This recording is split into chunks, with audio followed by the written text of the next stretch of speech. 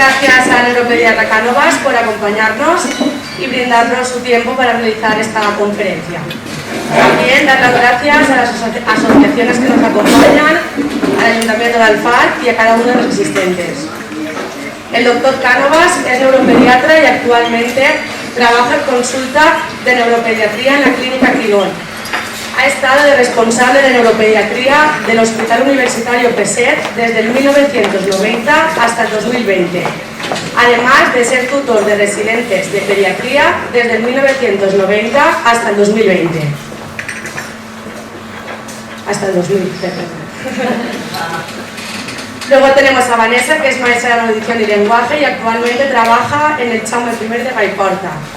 Y Gema, que soy logopeda y actualmente trabajo como responsable del gabinete de logopedia Gema López en el Julio Verne School y en el centro educativo EFA La Malmesier Torrelledo.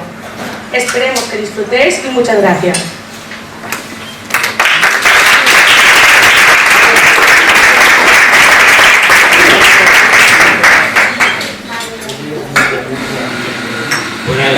Buenas noches. Primero agradecer a todas las personas que han venido a escucharme, espero no aburrirles, y después agradecimiento a todas las personas que han hecho posible que esto se hiciera, incluso trayéndome en coche que no sabía venir. Así es que muchísimas gracias a todos ustedes. Bien, vamos a empezar porque lo más importante es que yo voy a hacer una presentación relativamente corta, que además prácticamente todas las presentaciones se pueden ver en internet y yo pues en parte he sacado cosas de internet y cosas mías, pero lo importante es que lo voy a hacer a un nivel relativamente corto para que después las personas que crean oportuno me puedan hacer las preguntas que consideren necesarias. Soy neuropediatra y nosotros los neuropediatras nos encargamos específicamente de los problemas neurológicos de los niños. Cuando yo empecé a ser neuropediatra, lo más importante era la parálisis cerebral infantil, y por eso está puesto al principio. En estos momentos vuelve a ser muy importante precisamente por los problemas que se crean en el momento del embarazo y que las mujeres se quedan embarazadas mucho más tarde, y entonces eso crea muchos problemas de prematuridad y de problemas de afectación neurológica cerebral mínima, pero que da lugar a parálisis cerebrales infantiles mínimas con problemas de trastornos específicos como de atención, de comprensión, etc.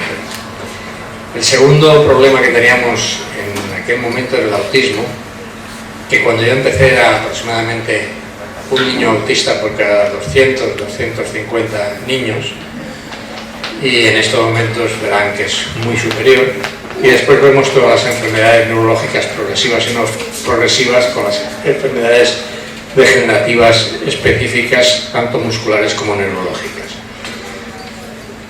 Los complejos específicos de parálisis cerebral infantil, hay que tener en cuenta que en la Comunidad Valenciana, solo en menores de 15 años, habrá aproximadamente unos 15.000 pacientes, porque el complejo de parálisis cerebral infantil incluye todos los problemas degenerativos, neurológicos, que muchas veces no son en sí problemas de afectación cerebral, sino son problemas periféricos, etcétera, pero se incluyen dentro de los complejos de la parálisis cerebral infantil.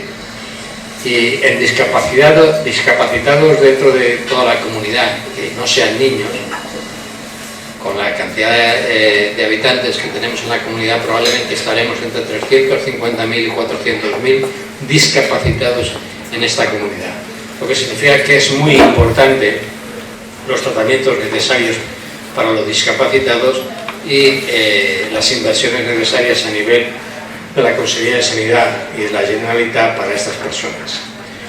El complejo de parálisis cerebral infantil es un fondo de saco, como acabo de decir, donde están acumuladas las enfermedades neurológicas con afectación cerebral, las enfermedades neurológicas periféricas, las enfermedades musculares y las enfermedades reumáticas, prácticamente casi todas las enfermedades que producen discapacidad.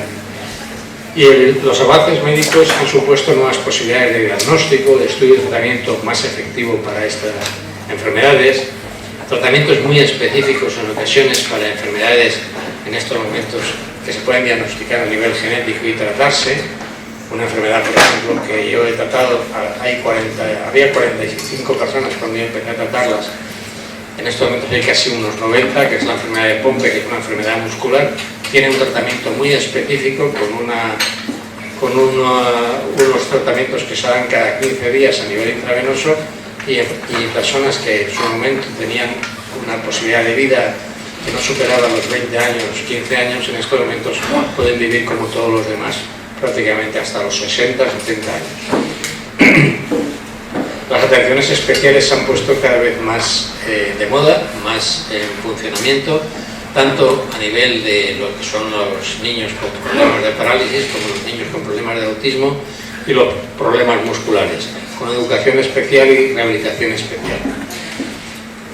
Existen gran cantidad de tratamientos de rehabilitación, educación, curación y tratamientos específicos a nivel mundial que ofrece el mercado, y un porcentaje alto de ellos son válidos y funcionan, pero otros, por desgracia, son simplemente propaganda para vender algo que es simplemente esperanza.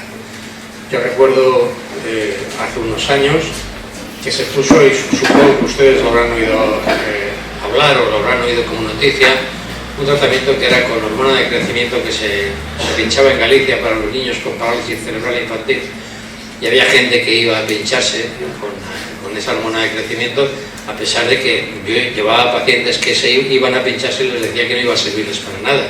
No les sirvió para nada, les sirvió al señor que lo puso en marcha, que se como multimillonario. Pero esas cosas son muy habituales en estos momentos, de poner en marcha tratamientos que realmente no funcionan. Los problemas pueden ser centrales y son crónicos, progresivos, enfermedades llamadas neurodegenerativas, y que precisan tratamientos muy específicos y especiales, e incluso en ocasiones solo se puede tratar como ayuda al paciente, ya que es imposible su tratamiento real.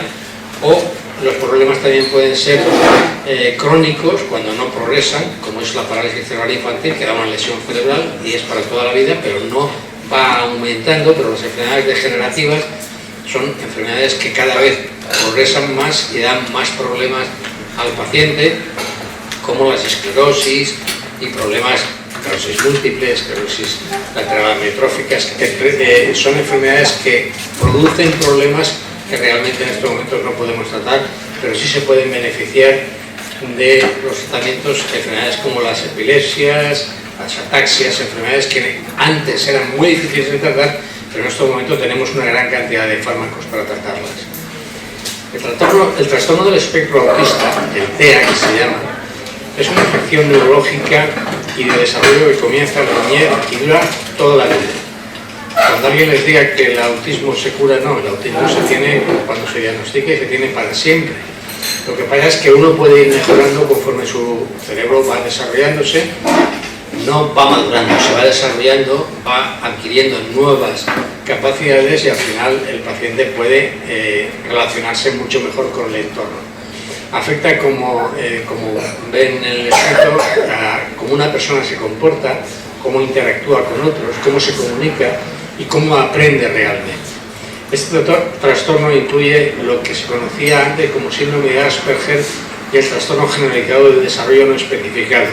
Esto lo volveré a decir varias veces en la conferencia, porque antes hablábamos de autismo, de síndrome de Asperger, de trastorno generalizado del desarrollo y trastorno generalizado del desarrollo no especificado, pero ahora mismo prácticamente todo se diagnostica como TEA.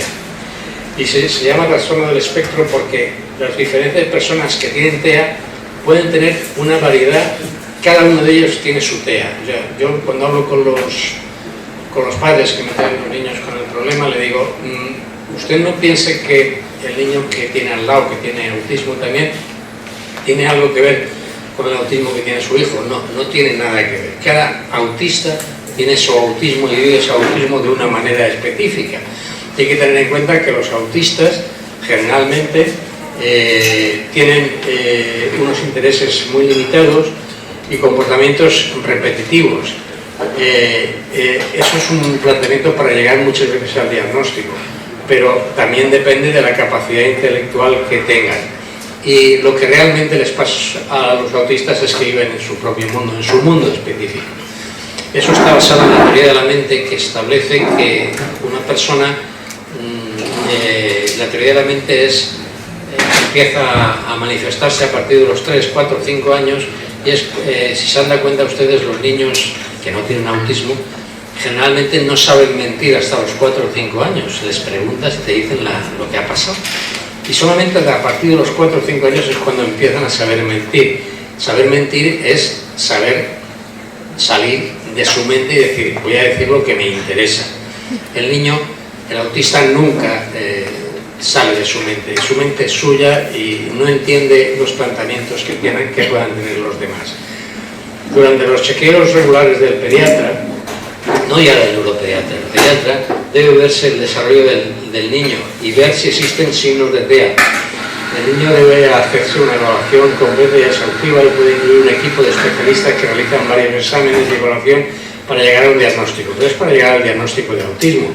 Realmente el pediatra lo que tiene que hacer el pediatra es hacer una serie de preguntas y plantear lo que tiene que llevar, mandarlo a un especialista.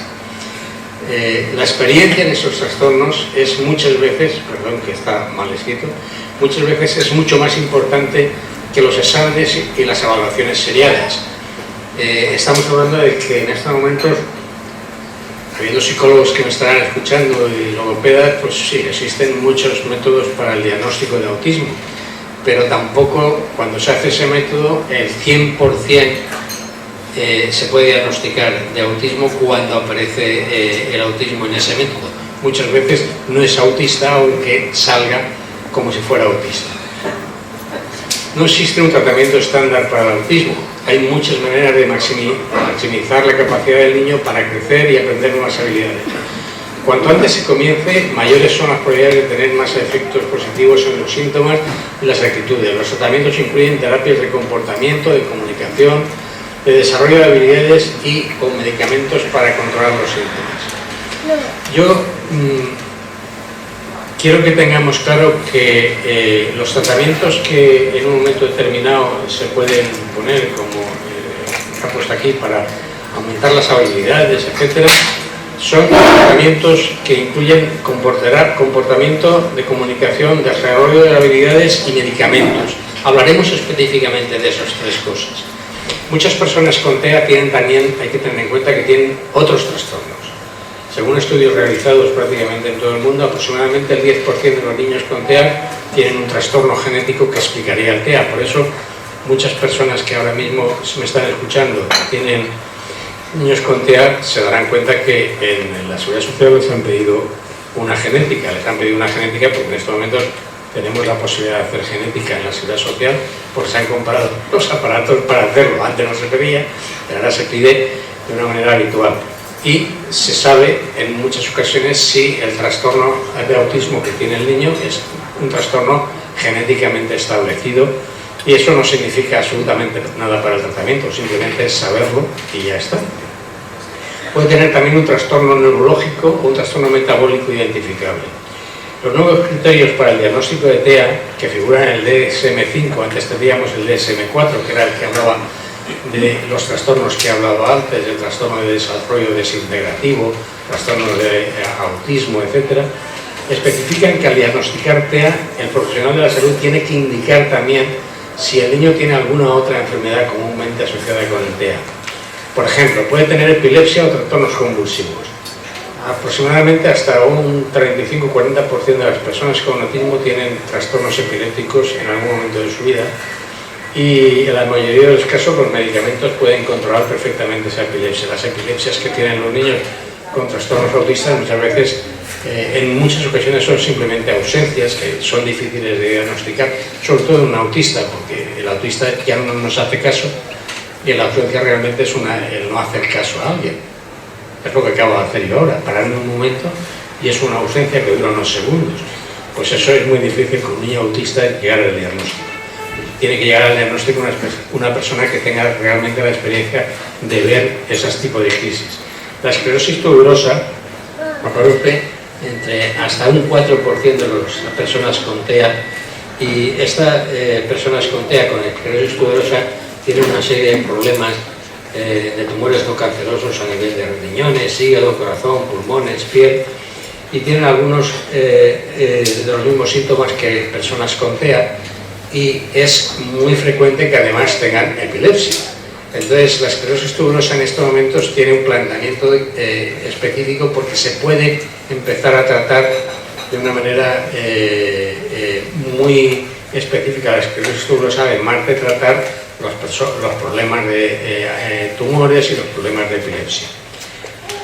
El síndrome de X frágil también es un diagnóstico genético que se da solamente en los varones.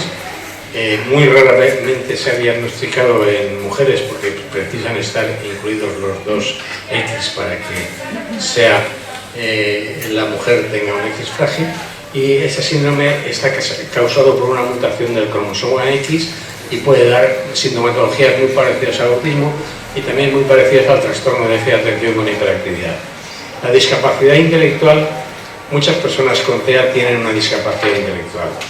Son problemas para pensar, comprender, recordar, concentrarse o ser creativos. Son personas que tienen un cociente intelectual muchas veces inferior al 70%, 75%, que si analizamos el cociente intelectual en estos momentos en España o en Europa, tenemos que tener en cuenta que no se supera el 78 o el 80%. Creemos que el 100% es lo normal y el habitual es inferior al 100%. Pero se tiene una discapacidad intelectual cuando el cociente baja del 70%. La ansiedad es muy frecuente en los niños con TEA, con autismo. El 30% tienen trastornos de ansiedad, cada uno el suyo.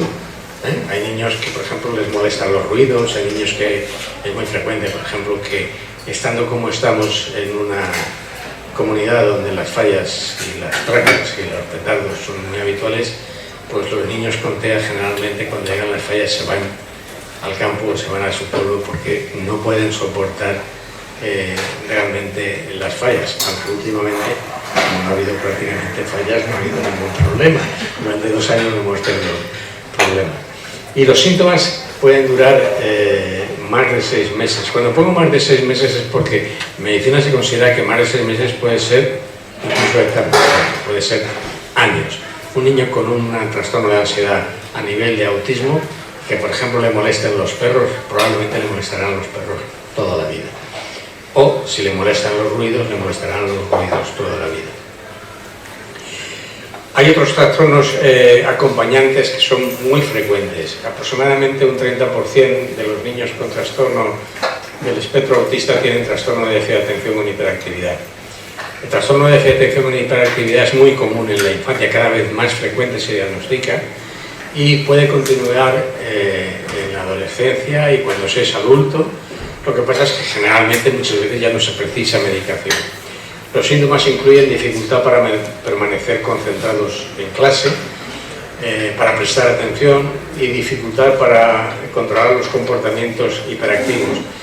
Son niños muy movidos o niños muy impulsivos. La gente muchas veces confunde y cree que el trastorno de déficit de atención con hiperactividad tiene que ser hiperactivo, y hay 73 o 78 tipos diferentes de trastorno de déficit de atención con hiperactividad, habiendo 5 o 6 que son simplemente problemas de atención, un porcentaje alto que son combinados, que son con hiperactividad, atención, hiperactividad, hiperactividad solo, atención e impulsividad. O sea, se puede hacer una mezcla de todos esos problemas y generalmente el niño tener ese problema. En estos momentos tenemos un método muy fácil de diagnóstico del trastorno de atención, que es el P300, que se hace en algunos centros de la Comunidad Valenciana, tanto privado como en público, y ya no tiene que ver con una encuesta realizada por un psicólogo, que muchas veces teníamos encuestas realizadas por un psicólogo en que uno le daba positivo y el otro psicólogo le daba negativo, porque depende de si el niño le cae bien o le cae mal el psicólogo que le está haciendo la encuesta. Sin embargo, lo que yo estoy diciendo es hacer una prueba muy específica, que se aprueba con un electroencefalograma y con un ratón. El ordenador le va dando una serie de señales y una serie de órdenes al niño y el niño va utilizando el ratón.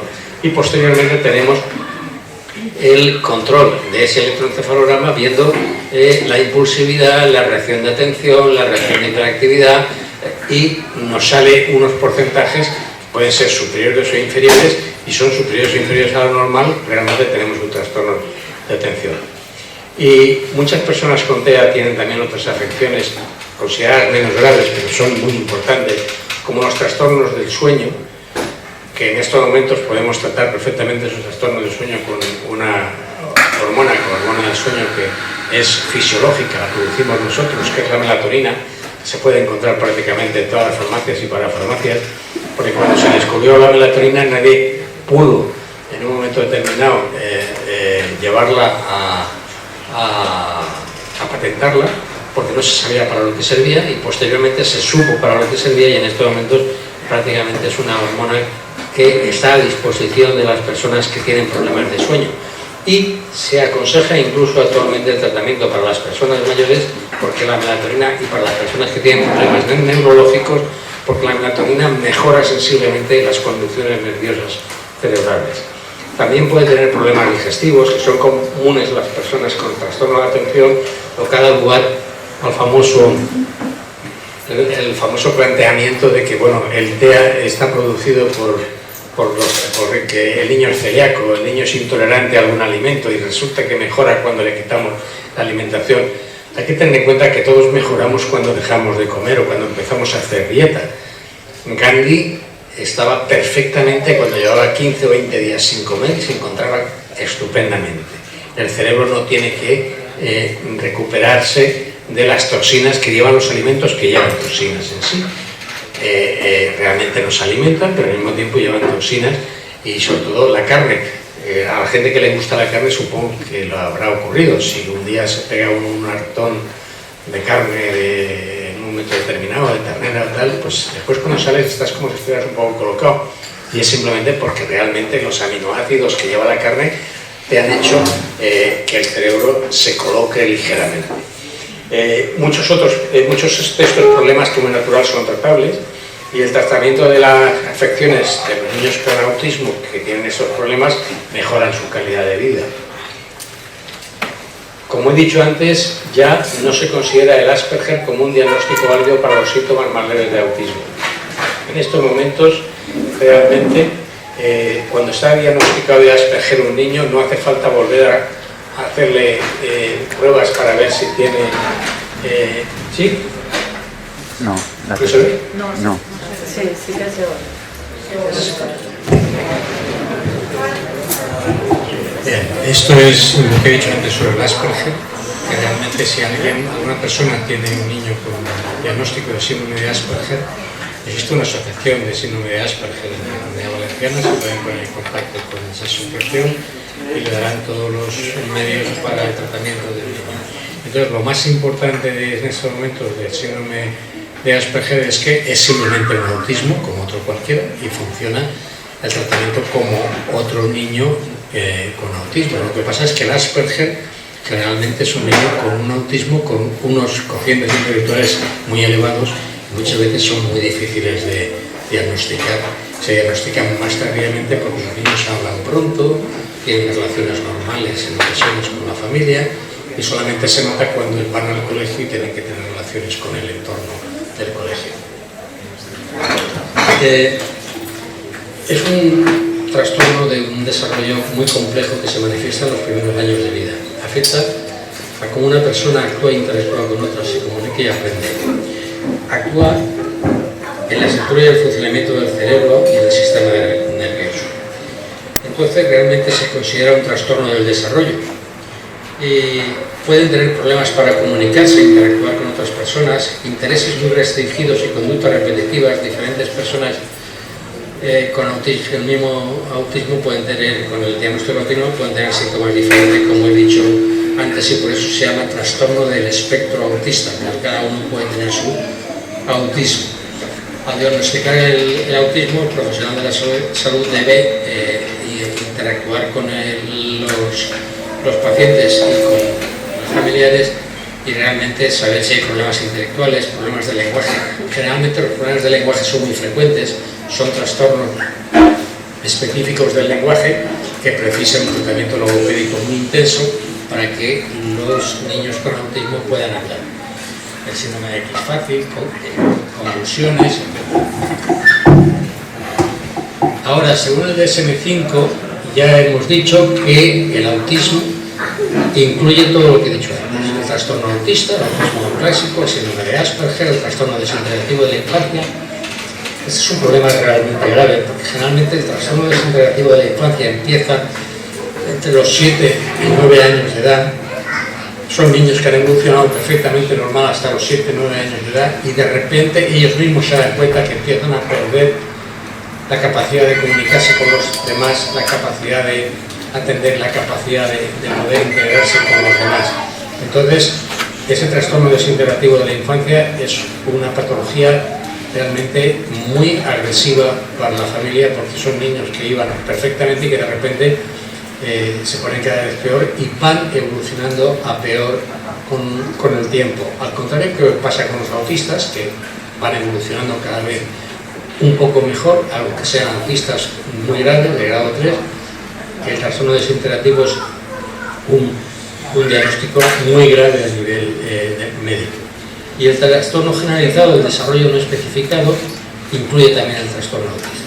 Entonces, los profesionales de la salud en este momento, los neuropediatras, diagnosticamos simplemente autismo, el trastorno del espectro autista en la infancia. Y es una discapacidad de desarrollo, como he dicho, que afecta a las habilidades sociales. En retrospectiva, muchos padres pueden recordar diferencias tempranas en la interacción y en la comunicación, y hay que tener en cuenta los síntomas tempranos. Hay que tener en cuenta que cuando empezó he dicho que era un autista cada 200 niños. En estos momentos es aproximadamente un autista cada 54 niños en estos momentos en el mundo. Y se diagnostican generalmente, definitivamente, cuando tienen entre 7 y 8 años.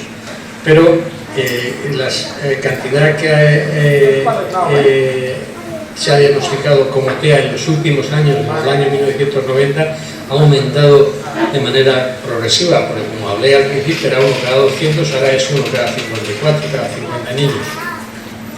Y muchas familias están más informadas sobre el TEA, y eso significa que los padres van cada vez más tempranamente al neuropediatra para ver si tienen el diagnóstico de TEA. Y los mismos pediatras están muy mentalizados con el TEA y están haciendo una detección del TEA con mucha más frecuencia, así como en las escuelas y en los niños. Es muy frecuente que nos encontremos con que las mismas escuelas nos mandan para el diagnóstico de si tienen o no tienen autismo. Entonces, ha habido muchos cambios en cómo se define a un autista. El trastorno autista, como he dicho, implica todo lo que he planteado antes, de desintegrativo, síndrome de Asperger, etc. Y eso está en la 5ª edición del DSM-5. Cada niño con TEA tiene necesidades diferentes. Como cada uno tiene su TEA, cada niño tiene sus necesidades. Y cuanto antes se identifique el TEA, antes se podrá comenzar un programa de intervención. La Asociación Americana de Pediatras recomienda que todos los niños se sometan a pruebas de detección de TEA entre los 18 y 24 meses. Pero actualmente existen estudios a nivel, sobre todo de Estados Unidos, por debajo de los 12 meses, con la posibilidad de diagnóstico muy temprano del autismo. Hay que tener en cuenta que cuanto antes se empiece el tratamiento de un niño con autismo, más veremos su evolución progresiva y beneficiosa para el niño y para la familia. Y entonces, por eso, lo que se está intentando por todos los medios es que el diagnóstico del espectro autista se realice lo antes posible. Aquí en estos momentos en la Comunidad Valenciana, todos ustedes, si lo saben, están yendo en estos momentos a centros neuropediátricos o a centros de estimulación precoz, y les dicen que hasta los 4 o 5 años no se puede diagnosticar el autismo. Claro, yo he dicho antes que antes de los 8 tampoco. Claro, el autismo, el diagnosticar realmente que un niño tiene un trastorno del espectro autista como diagnóstico es muy frecuente, que no se puede hacer hasta los 4 años, pero en muchas ocasiones simplemente con una persona con experiencia es más que suficiente. Yo he tenido un problema este año con la Seguridad Social, porque yo estoy trabajando en estos momentos a nivel privado, de diagnosticar con 18 meses a un niño de autismo, que era relativamente fácil diagnosticarlo, nada más cuando entraba por la puerta se notaba. Sin embargo, el problema principal es que en la Seguridad Social el diagnóstico siempre es diagnóstico de sospecha, no es un diagnóstico definitivo, diagnóstico de sospecha de trastorno del espectro autista. Y entonces cuando encuentras niños con ese problema y después existen además dificultades de relación entre los familiares, padre y madre, porque se han separado, pues tenemos un problema realmente grave porque cada uno se acoge a lo que más le beneficia. Y como generalmente cuando tienes un diagnóstico del espectro autista, lo primero que le estás diciendo a los padres es que el niño no debe salir de casa, que el niño cuando salga de casa debe tener una persona de referencia, si es posible la madre, que la madre sea la que lo lleve al colegio y lo recoja del colegio, que la madre sea la que esté en contacto generalmente con él. Si están separados los padres, pero el padre lo que quiere es la custodia compartida y llevarse al niño. Entonces tenemos realmente niños con problemas del espectro autista, con regresiones importantes por decisiones judiciales que no le hacen ni puñetero caso a los médicos. Entonces, ya he dicho que pueden incluir convulsiones, problemas para dormir, problemas gastrointestinales, estreñimiento, diarrea, trastorno de la atención, irritabilidad y agresión. Los niños con el espectro autista son muy frecuentes y a mi lado tengo personas que los están tratando y le hacen un tratamiento de 1 hora y muchas veces cuando llega el niño, si el niño está en una fase disruptiva y tiene una fase de agresividad o una fase de irritabilidad excesiva, pues se lo tiene que llevar porque realmente esa hora la van a perder o no van a poder hacer realmente ningún tipo de tratamiento con el niño porque el niño en ese momento no se comunica con nadie. Existen varios libros sobre el trastorno autista escritos por autistas que hablan ellos mismos de cuando tienen esos problemas disruptivos lo que les pasa, que es que su mente se desconecta del entorno y para ellos no existe nada más que ellos mismos y eso puede durarles un tiempo, media hora, 3/4 de hora, 1 hora. Aconsejan abrazarlos, muchas veces es incluso inadecuado abrazarlos porque los puede poner más agresivos. Entonces, en ocasiones los médicos, ni los psicólogos, ni los logopedas sabemos qué decirles a los padres cuando realmente el niño tiene un problema de este tipo de irritabilidad. Entonces, ¿hay adelantos en la posibilidad de diagnóstico del espectro autista? Sí. Los neurólogos, los psiquiatras, tenemos en estos momentos un arma que no teníamos hace 10 o 15 años, que es una chorrada, con la culpa de un pino lo que voy a decir, pero es verdad, es el WhatsApp, el teléfono móvil. Cuando vienen a mi consulta y me dicen lo que les ha pasado a sus hijos y tal, una cosa que les digo a los padres es que tienen mi teléfono, que por favor me manden vídeos del comportamiento del niño, porque con eso se puede hacer el diagnóstico. Lo puede hacer el diagnóstico neuropediatra, puede ver el psicólogo el comportamiento que le explican los padres, y entonces eso parece una tontería, pero ese vídeo que nos están mandando, tengo padres que a veces me han mandado en una semana 15 o 20 o 30 vídeos. Bueno, bien, y mi mujer me dice, ¿qué estás viendo? Pues estoy viendo los vídeos que me mandan las mamás o los papás en un momento determinado para saber lo que también nos sirve, por ejemplo, para el diagnóstico de las epilepsias, de las ausencias o de los problemas que puede haber en un momento determinado con niños que tienen crisis epilépticas muy poco definidas. Hay una epilepsia que se llama epilepsia gelástica, se llama gelástica porque gelástico es risa en griego, y entonces se llama epilepsia gelástica, y que el niño lo que hace es una mueca cuando tiene una crisis. Entonces yo me acuerdo perfectamente de que trabajando todavía en la seguridad social, una madre me venía y me decía, no, es que la niña se ríe de manera especial, pero ¿cómo se ríe? La madre me decía, pues se ríe. ¿Se ha ido? Bien, se ríe. Y entonces, hasta que no tuvo una crisis realmente la niña delante de mí, yo no me di cuenta de que era una epilepsia. En aquel momento no teníamos WhatsApp, no teníamos vídeos, no podíamos tomar. Y si hubiera sido posible en aquel momento hacerlo, la madre me hubiera mandado un WhatsApp y me hubiera dicho yo, es una epilepsia. Cuando la di, era claro que era una crisis epiléptica. Sí. Yo sigo hablando. A ver. ¿Cuándo se ven los primeros signos del autismo? Pues es muy importante que tengamos en cuenta que, por ejemplo, un niño con menor de 12 meses, cuando se le llama por su nombre, generalmente vuelve la cabeza. Si un niño, cuando se le llama, no vuelve la cabeza, es un primer signo o síntoma que los padres tienen que tener en cuenta y tienen que inmediatamente ponerse en contacto con un especialista. ¿Por qué? Porque si no dice una sola palabra a los 15 meses, también es importante que se pongan en contacto con un neuropediatra, aunque haya contestado a su nombre. Porque hay que tener en cuenta que el autismo en ocasiones tiene una evolución normal hasta una cierta edad y posteriormente empieza la degradación. Bien. Entonces,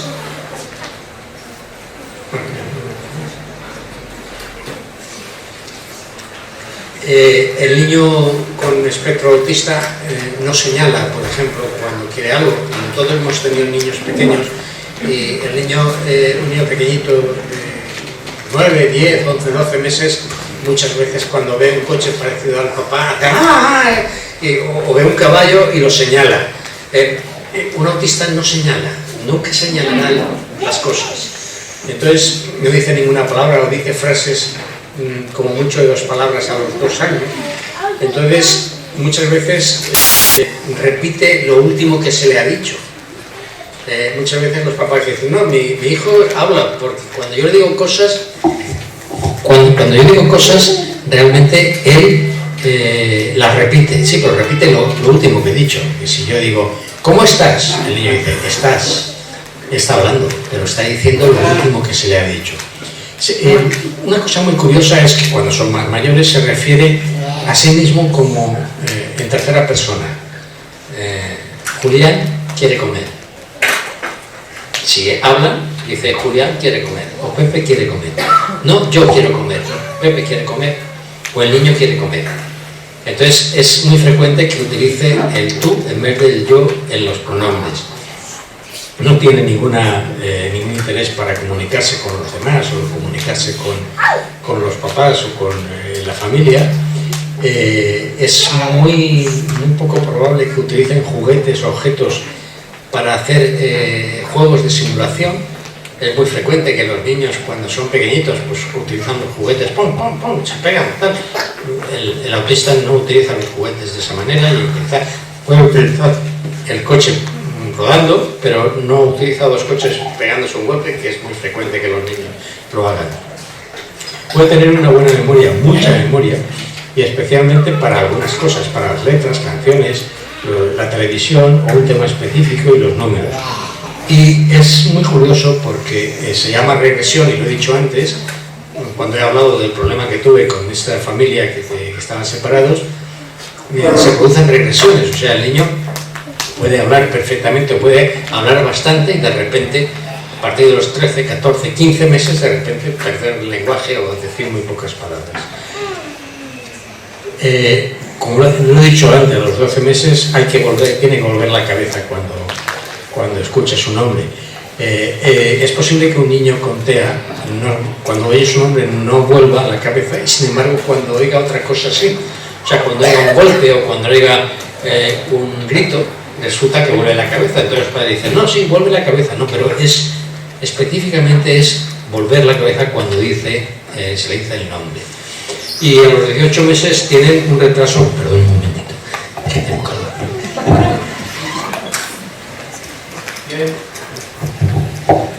Un retraso en las habilidades del habla y generalmente hace gestos o hace cosas para intentar, incluso expresiones faciales inadecuadas para intentar la falta del habla. Muchas veces lo que hace es, por ejemplo, cuando va con los compañeros o los amigos a jugar al parque, pues les pega, les empuja, porque lo que quiere es jugar con ellos, pero no sabe cómo jugar con ellos, que lo que hace es manifestaciones que muchas veces hace que los niños se comporten inadecuadamente con él, porque él les está agrediendo. Y a los 24 meses es muy importante, porque todos hemos tenido hijos, y la verdad, entre los 24, 22, 26 meses, el niño, cuando le gusta algo, se lo lleva a la mamá para enseñárselo lo que le ha gustado.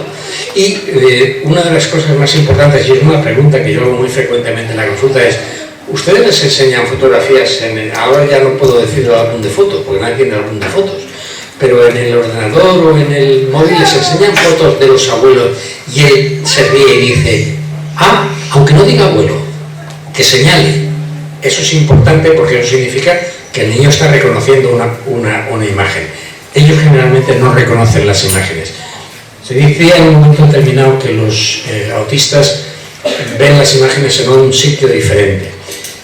Se hizo una experiencia muy curiosa en un momento determinado en Estados Unidos con Casablanca, la película Casablanca, en que cuando está Humphrey Bogart hablando con el fascista y el fascista tiene una pistola apuntándole a la barriga, en la película se ve eso. Entonces se cogieron una serie de personas normales y de autistas y lo que se vio, estaban viendo con gafas especiales dónde miraban. Bueno, las personas normales, como es natural, miraban al fascista con la pistola y a Humphrey Bogart. Los autistas estaban mirando a dos personas que estaban tomándose un cóctel en la barra. O sea, tienen un concepto de la visión, de lo que tienen que mirar, de lo que tienen que ver, totalmente diferente a lo que nosotros hacemos. Y eso es lo que he dicho antes. Es importante tener en cuenta que la detección del autismo y el diagnóstico del autismo muchas veces no significa que el niño realmente sea autista, porque la tasa de éxito del MCHAT-R, que lo sabéis, todos sabemos, los que trabajamos en esto sabemos lo que es, por ejemplo, no es del 100%. O sea, no todo el mundo que cumple los requisitos para ser autista con el MCHAT-RF es autista. Entonces hay que tener en cuenta que es muy importante combinar los antecedentes familiares, la salud, la identificación de los niños de riesgo y hablar mucho con los padres, porque en ocasiones los padres son los que te dan el diagnóstico, no las pruebas que se hacen. Hay que tener en cuenta que hay unos hitos específicos que esto lo podemos encontrar en internet todos nosotros. A los 2 meses el niño generalmente debe tratar de mirar a sus padres o prestar atención a las caras. A los 4 meses copia los movimientos faciales, o sea, si te ríes delante de él, él se ríe. A los 6 meses le gusta mirarse en el espejo, o sea, se da cuenta de que en el espejo está él. A los 9 meses tiene sus juguetes favoritos, o sea, coge las cosas que le gustan en un momento determinado, un sonajero o algo que es suyo. Alrededor de los 12 meses extiende el brazo a la pierna para ayudar a vestirse y sigue instrucciones muy simples, como levanta los brazos, tal. Estas cosas son muy importantes que los padres lo sepan para que nos ayuden a nosotros a diagnosticar más pronto el autismo, porque el autismo, el trastorno del espectro autista, cuanto más pronto se diagnostique y antes se sospeche, antes podremos poner el tratamiento. Poner el tratamiento no significa que el paciente al final se quede con el diagnóstico de trastorno del espectro autista, pero nosotros podremos hacer estimulación precoz, podemos hacer tratamiento logopédico y a lo mejor el niño que al principio hemos sospechado que tenía un trastorno del espectro autista, al final se queda con un trastorno específico del lenguaje o con un trastorno de comprensión mínimo, un trastorno de audición, y al final el niño a los 4 o 5 años es un niño prácticamente normal. Y a los 5 años el niño como natural quiere ser como sus amigos y es capaz de dibujar una persona con 6 partes del cuerpo como mínimo. O sea, lo que es la cara, los brazos, las piernas, los pies. Eso es un test que hacemos muchas veces los pediatras, los psicólogos, que es hacer al niño que haga un dibujo de una persona y entonces con eso puedes perfectamente saber qué cociente intelectual tiene el niño. Las señales de apotecia de Altea en comunicación no responde a su nombre, como he dicho, no puede explicar lo que desea, no sigue instrucciones, no parece oír lo que le decimos, aunque en ocasiones sí lo parece, pero en otras ocasiones no. No señala ni dice adiós con la mano y solía decir unas pocas palabras o balbucear, pero ya no lo hace. O sea, cuando era pequeñito, cuando tenía menos de 12 meses, decía a lo mejor papá, pero después deja de hacerlo. La conducta social no sonríe cuando alguien le sonríe, hace poco contacto visual, eso es muy frecuente. Yo lo utilizo mucho en la consulta, el hablar con el niño. Muchas veces el niño habla conmigo, me está hablando, está diciéndome cosas, pero a mí no me está mirando a los ojos, está mirándome abajo, cara, a la boca, no mantiene la mirada en los ojos. Si yo dejo de mirarle a los ojos, él entonces me mira a la cara. En el momento que yo le miro a los ojos, él deja de mirarme. Entonces eso es un signo muy importante del trastorno del espectro autista.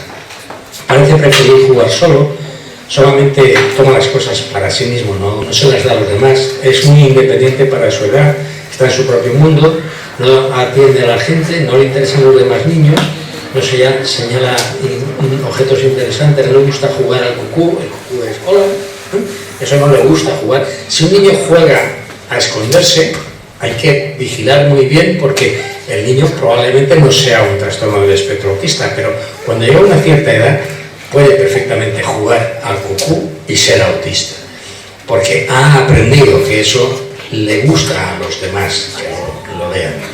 Y no trata de llamar la atención a los padres. Tiene una conducta estereotipada, muestra un apego inusual a los juguetes, a juguetes específicos, pasa mucho tiempo poniendo cosas encima en orden determinado, repite muchas veces palabras o frases, se queda estancado haciendo lo mismo una y otra vez o no puede pasar a otra cosa. Son lo que nosotros llamamos conductas estereotipadas. El niño va de un sitio para otro, se mueve una y otra vez, está dando vueltas dentro de la habitación o está haciendo estereotipias, que es lo que decimos que hace así con las manos, pero eso muchas veces no es necesario, simplemente es que el niño se mueva una y otra vez dentro del mismo sitio. No juega a simular a los 18 meses, tiene patrones de movimientos extraños, no sabe cómo jugar con juguetes, como he dicho antes, hace cosas antes en comparación con otros niños. En comparación con otros niños significa que hace cosas antes que en un momento determinado los padres me dicen, es que come solo. Sí, pero el comer solo muchas veces puede significar que él lo que no quiere es el contacto físico con los demás. Lo que hace es comer solo o comer solo con las manos o aprende a comer para que no le den de comer. No le gusta subirse a los sitios, ni trepar escaleras, o sea, no le gusta subirse a ningún sitio. Es una de las preguntas que había en la consulta. No imita las caras tontas. Por ejemplo, una cosa que hacía mi hija cuando era pequeñita, que mi padre le decía, pon una cara...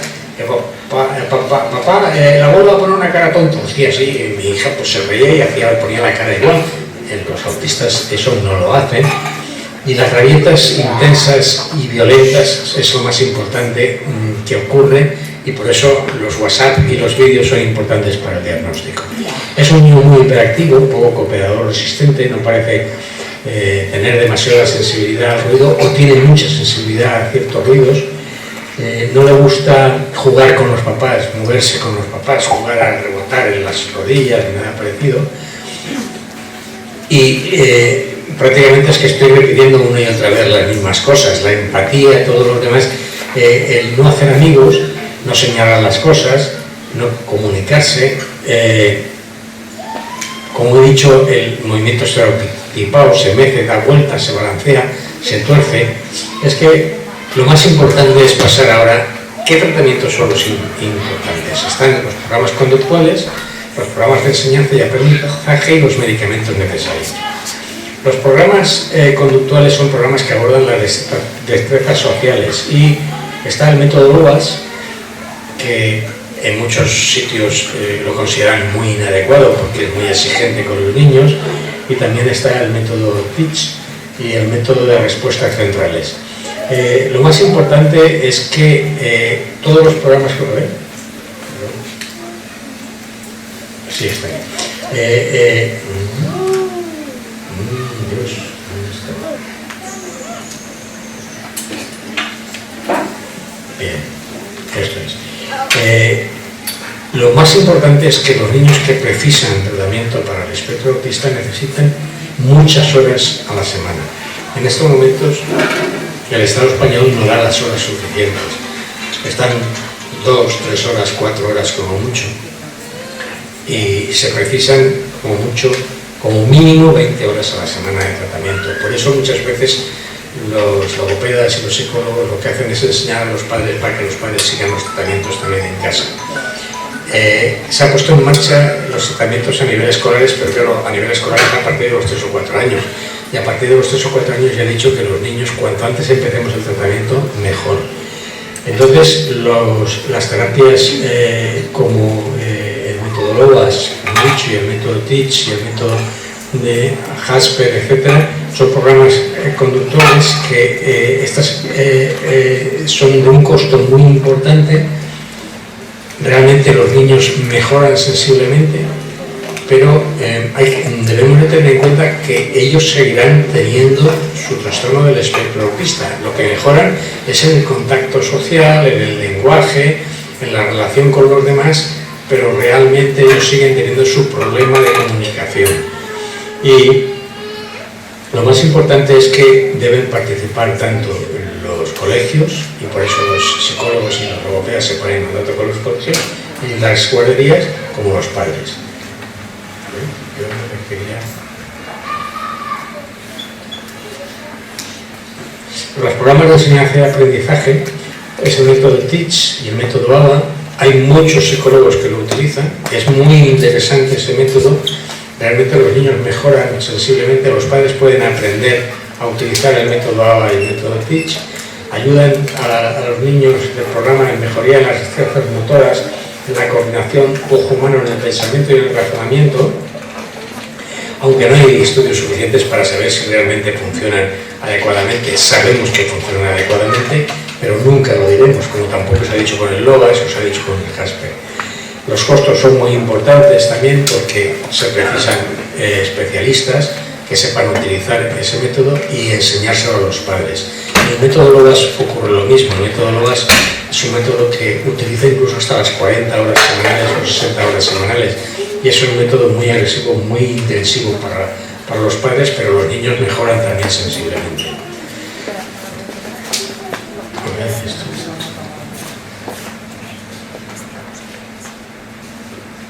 Esto es el siguiente, ¿verdad?